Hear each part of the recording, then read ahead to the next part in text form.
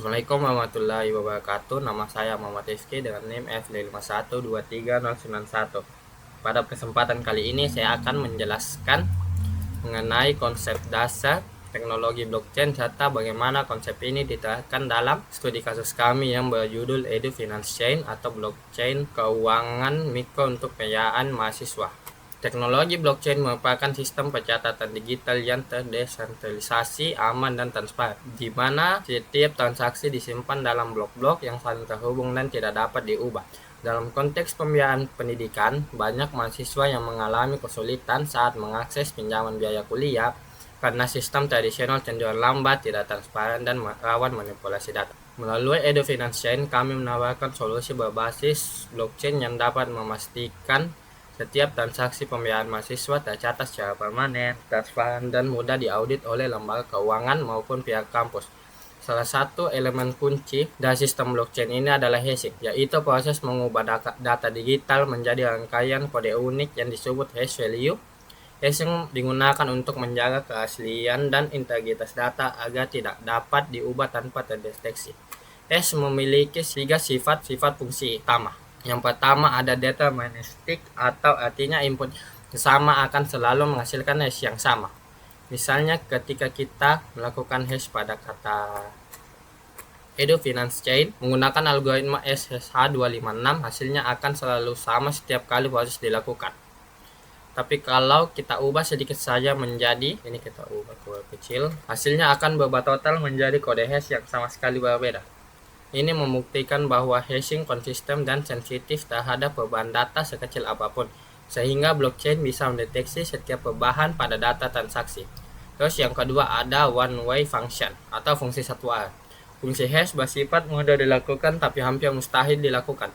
Artinya kita bisa dengan mudah menghasilkan hash dari data. Ini kita ambil contoh.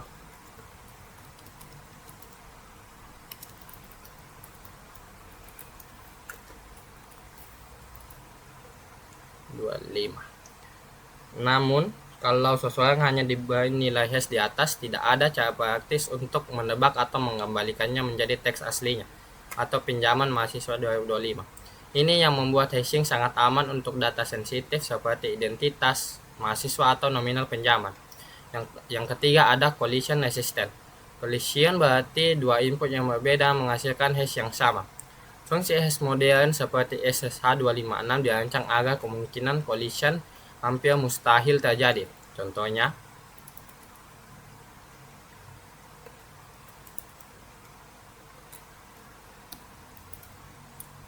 mahasiswa A 8C6 dan seterusnya, mahasiswa B 2AC45 dan seterusnya. Kedua input yang berbeda menghasilkan hash yang benar-benar berbeda. Bahkan jika kita mencoba jutaan kombinasi, kemungkinan mendapatkan hash yang sama nyaris 0%. Karena itu blockchain dapat memastikan bahwa tidak ada dua transaksi yang berbeda yang dianggap sama, untuk menjaga integritas data dari duplikasi dan manipulasi. Dari ketiga sifat ini, deterministic, one-way function, dan collision resistant, kita bisa melihat bagaimana hashing berperan sebagai dasar keamanan blockchain. Dalam sistem Edu Finance Chain, hashing menjamin bahwa setiap transaksi lembaga keuangan dan auditor tercatat secara konsisten, aman, dan tidak bisa diubah tanpa izin. Oke, sekian dari saya. Saya akan berikan selanjutnya kepada teman saya. Assalamualaikum warahmatullahi wabarakatuh. Perkenalkan, nama saya Saif Ali M. Rizal dengan NIM F5512304. Baik, saya langsung saja mempresentasikan hasil dari kelompok kami, yaitu algoritma hash di blockchain. Poin pertama, hash 256 digunakan pada Bitcoin. SH256 adalah algoritma hash yang dikembangkan oleh NSA dan dipublikasikan oleh NIST sebagai bagian dari keluarga SH2. Algoritma ini menghasilkan output sepanjang 256 bit untuk setiap input data berapapun panjangnya. Keunggulannya yaitu memberikan keamanan yang sangat tinggi karena hashnya hampir mustahil dibalik atau dimanipulasi. Yang kedua, kecak 256 yang digunakan pada Ethereum. Ethereum memiliki kecak 256 bagian dari keluarga SH3. Algoritma ini dikembangkan oleh Guido Bertoni dan lain-lain. Ethereum sengaja menggunakan versi pre-standardized Keccak, bukan SH256 versi dari NIST, karena versi ini lebih fleksibel dan efisien buat pengolahan transaksi di jaringan mereka. Yang ketiga, collision resistant. Baik SH256 maupun Keccak 256 dirancang kemungkinan dua input berbeda menghasilkan hash yang sama, itu hampir nol. Sifat ini disebut collision resistant atau tahan tabrakan. Artinya data transaksi di blockchain nggak bisa dipalsukan, karena kalau ada sedikit perubahan saja, hasilnya langsung berbeda total. Selanjutnya yaitu perbandingan 3 konsensus. Yang pertama, Proof of Work. Proof of Work adalah mekanisme paling awal yang digunakan blockchain seperti Bitcoin. Sistem ini mengharuskan setiap node untuk memecahkan teka-teki kriptografi yang rumit agar bisa menambang blok baru. Keunggulannya punya tingkat keamanan paling tinggi karena menyerang jaringan penyerang harus menguasai lebih dari 50% kekuatan komputasi secara total. Kelemahannya jelas biaya tinggi, waktu validasi lama, dan konsumsi listrik yang besar. Yang kedua, POC, Proof of Stake. Proof of Stake muncul sebagai solusi kelemahan POW. Di sistem POW, blok baru tidak ditambang dengan komputasi, tapi validasi berdasarkan jumlah stake atau aset yang dimiliki dan dikunci oleh validator. Kalau dari segi efisiensi, Proof of Stake jauh lebih hemat energi karena tidak proses mining. Waktu validasi juga lebih cepat dan biaya transaksi lebih rendah. Namun, sistem ini masih memiliki risiko, yaitu sentralisasi di mana validator bisa menguasai jaringan kalau punya aset terlalu banyak. Yang ketiga, Proof of Authority. Proof of Authority ini beda jauh dengan dua mekanisme sebelumnya. Validator tidak dipilih berdasarkan komputasi atau aset, tapi berdasarkan identitas dan reputasi mereka. POW ini paling efisien karena nggak butuh mining ataupun staking, dan waktu validasi di bawah 5 detik per blok, konsumsi energi sangat hemat, dan proses validasi bisa berjalan hampir real time. Tapi kekurangannya adalah tingkat desentralisasi rendah karena hanya pihak tertentu yang bisa jadi validator. Dari ketiga mekanisme ini bisa disimpulkan bahwa POW unggul keamanan, POC unggul dalam keseimbangan antara efisiensi dan keamanan, dan POA unggul dalam kecepatan efisiensi energi. Baik, itu saja dari saya. Sekian, terima kasih. Oke, baik. Saya akan melanjutkan penjelasan yang telah ditinggalkan oleh teman saya, yang dimana saya di sini akan menjelaskan bagian kode program dari kode hashing sama kode untuk pembandingan konsensusnya. Perkenalkan terlebih dahulu, nama saya Muhammad Al-Mubarak dengan NIM F551-23082.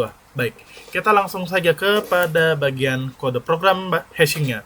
Nah, pada program ini kita menggunakan library hashlib dan juga datetime, yang dimana kita di sini bertujuan untuk membuat sebuah data transaksi pinjaman mahasiswa, yang dimana di sini berisikan ID, kemudian nama dan juga jumlah pinjaman serta tujuan dan waktu transaksi yang dilakukan. Semua datanya ini kemudian akan digabungkan menjadi sebuah string yang nanti akan dikonversi ke byte agar datanya bisa diproses oleh fungsi hashing. Kemudian kita akan melakukan hashing dengan menggunakan algoritma SHA-256, di mana SHA-256 sendiri akan menghasilkan sidik jari digital unik sepanjang 64 karakter heksadesimal. Artinya, jika ada satu huruf saja dalam data transaksi yang berubah, hasil hashnya akan berubah sangat total. Nah, output dari program ini akan menampilkan data transaksi yang lengkap dari hashnya, yang dimana kita bisa lihat dari hasil output ini. Di sini kita bisa dapat lihat bahwa data transaksinya sudah berhasil dibaca oleh programnya, dan kemudian algoritma hashingnya yaitu SHA-256 akan mengkonversi datanya menjadi sebuah sidik jari digital yang barusan kita bilang tadi, yang akan berisikan 64 karakter unik. Jadi ketika datanya nanti berubah, itu akan menyebabkan data hashingnya tidak valid dan akan nanti ditolak oleh mekanisme konsensus blockchain yang digunakan. Oke, kita lanjut ke penjelasan dari kode program kedua, yaitu kode program yang akan membandingkan ketiga konsensus yang digunakan, yaitu POW, POS, dan juga POA. Nah, pada kode program kedua ini, programnya itu kita menggunakan 4 library utama, yaitu kita menggunakan library random, kemudian pandas untuk mengolah datanya, matplotlib untuk menampilkan chartnya di kemudian nanti, dan juga numpy untuk melakukan hitungan aritmatika ataupun matematika di dalamnya. Nah, bisa kita lihat bahwa di sini kita mendefinisikan simulate konsensus, yang dimana akan membuat data acak untuk setiap konsensusnya untuk yang meliputi waktu validasi blok, konsumsi energi, dan juga efisiensi sistem.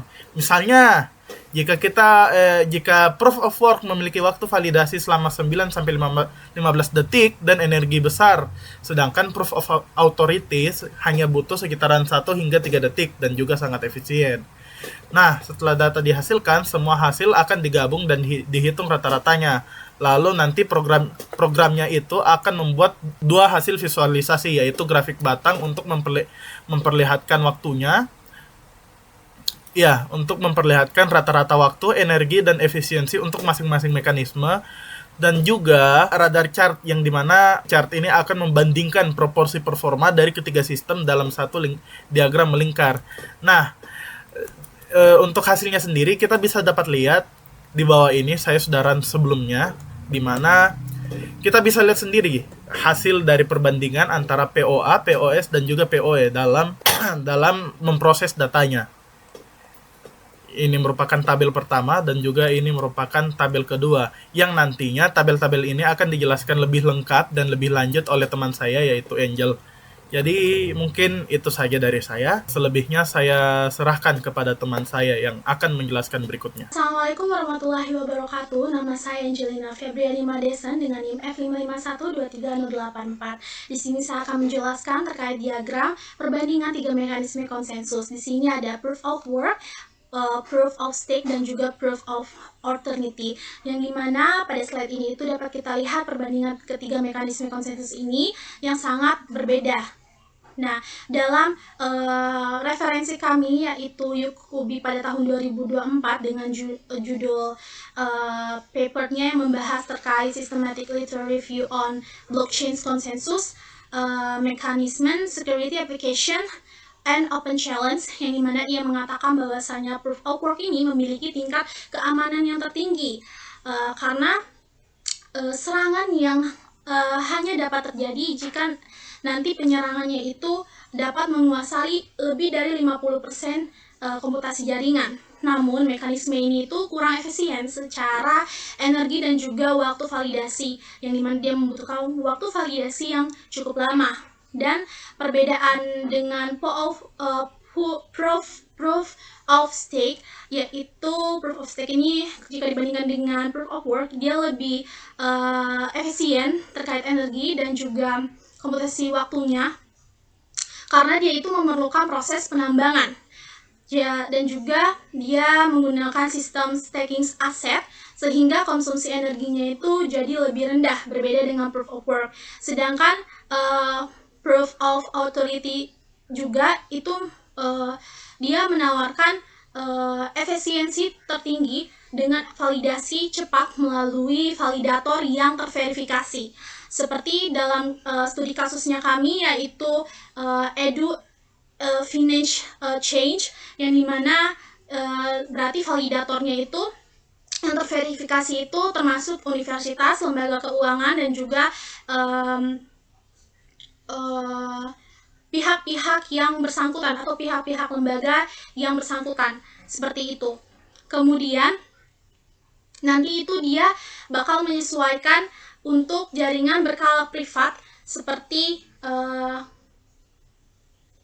studi kasusnya kami, yaitu Finance Change, yang dimana mahasiswa dapat meminjam uang kepada lembaga keuangan untuk membayar entah itu kebutuhan kuliahnya ataupun kebutuhan membayar uang kuliah. Kemudian untuk slide ke-8, ini dapat kita lihat. Untuk slide ke-8 ini kita bisa melihat bagaimana sih mekanisme blockchain itu dapat diterapkan dalam sektor pendidikan, khususnya pada sistem pembiayaan mahasiswa.